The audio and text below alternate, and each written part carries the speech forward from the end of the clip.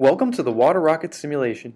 In this simulation, you will test various fluid types, fluid amounts, and the number of compression pumps to figure out which combination produces the longest water rocket flight. Begin by choosing a fluid type to test. Then, choose whether or not to test in an environment with air by clicking on the on-off switch. Note the wind switch can only be turned on if the air setting is on.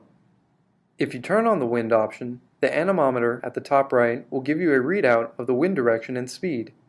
Clicking on the wind direction arrow allows you to change the direction of the wind. Next, choose which angle, fluid volume, and air pumps the rocket will receive by clicking on the associated up or down arrows. Now hit the launch button. The rocket will then soar to new heights and gracefully nosedive into the ground. The display, located in the upper right-hand corner of the bottom menu bar, will show the distance in meters traveled by the rocket.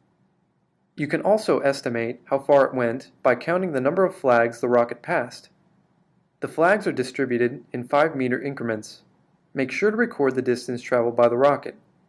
To test different variables or conditions, click the Reset button. Try to get your rocket to fly farther by adjusting different variables.